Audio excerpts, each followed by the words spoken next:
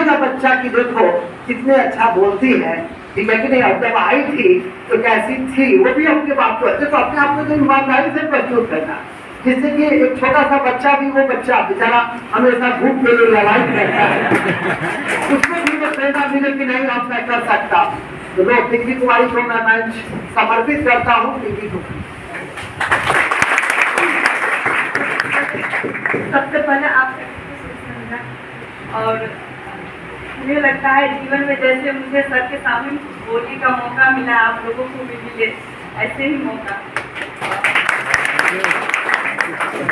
आज मेरी भावनाओं का इतना वो क्या कहते हैं ना, कुछ ऐसे शब्द होते हैं जो भावनाओं को व्यक्त नहीं किया जाता है, उसी तरह से मुझे अभी इतनी ज़्यादा भावनाओं का ये अंदर में उमड़ है जो मैं शब्दों के माध्यम से उसे व्यक्त करने में सही नहीं लग रहा मुझे, तो मैं क्या बोलूँ क्या नहीं बोलूँ इस समय।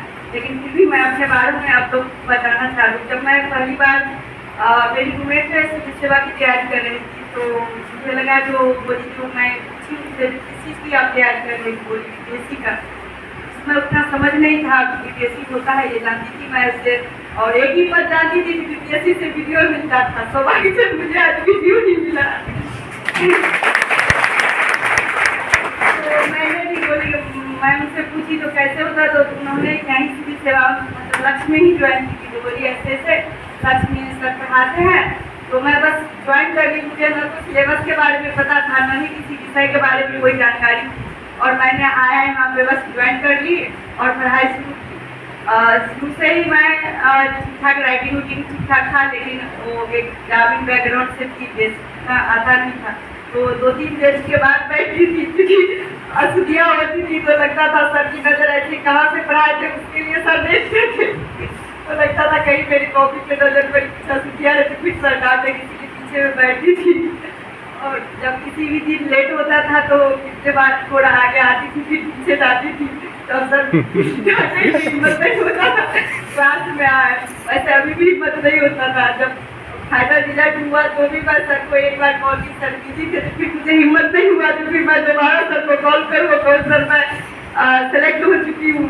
मैंने मैसेज किया तो सर ने बधाई दी। मैसेज के बाद जब फिर मैं डायरेक्ट सर से आई, तो मैं वही कहना चाह रही हूँ जो कुछ भी मुझे जानकारी नहीं थी, और यहाँ आके मैंने प्रारंभिक मुख्य परीक्षा और साक्षात्कार तीनों चरणों में सर के मार्गदर्शन में तैयारी की, और आज मुझे सफलता मिली। निश्चित रूप से मुझे सफलता में देरी हुई, और ये कहा जाता है सिविल सेवा एक लंबी रेस की घोड़ा होती है।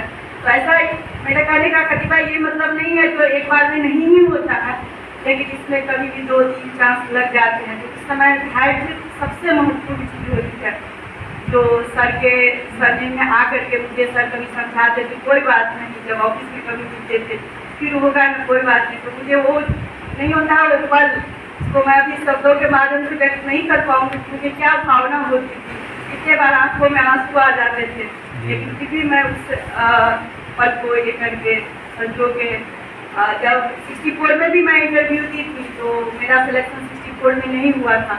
उसके बाद सर का एक मैसेज आया जो अपने दिखते हुए ऊर्जा को एक जगह संचित करे और फिर से आगे की तैयारी में लग जाए।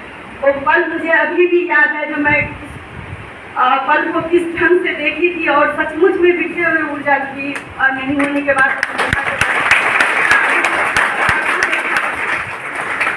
इतना अधिक ये होता है। और वो वर्ड मुझे याद है जो ऊर्जाओं को, बिखरे हुए ऊर्जा को संचित कीजिए और फिर से नई जोश के साथ तैयारी शुरू कीजिए।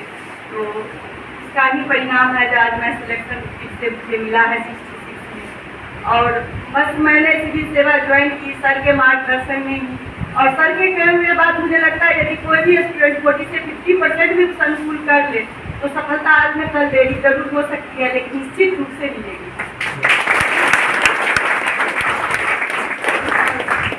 सर से नहीं होता है एक मतलब जीवन में न सिर्फ केवल मैंने पढ़ाई की, बस उनका बोलने का तरीका, उनको एक शिक्षिका थी तो सर से पढ़ाने का जो स्टाइल होता उसको भी अनुकरण करके अपने स्कूल में अपने बच्चों को पढ़ाने की कोशिश करती हूँ।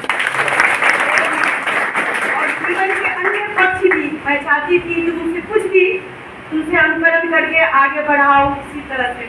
और मुझे थोड़ी सी ये हो रही है अब जो जब मैं बन जाऊँ तो हो सकता है सर के जैसे खुद को नहीं, लेकिन सर के जैसे कुछ भी परसेंटेज एक बेहतर प्रशासक के रूप में भी बनूं और उम्मीद है जो सर से ग्रहण करके मैं बनूं।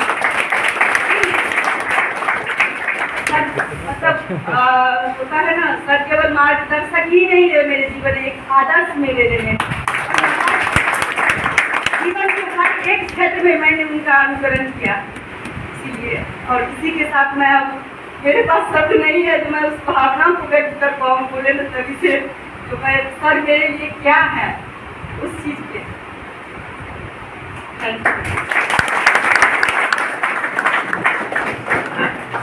अब मैं युवाओं के प्रेरणा स्रोत, युवती का प्रेरणा स्रोत, युवाओं के प्रेरणा स्रोत, जितनी भी संघर्ष को मैं कल कहा भी था, किसी मीडिया ने मुझसे जब पूछा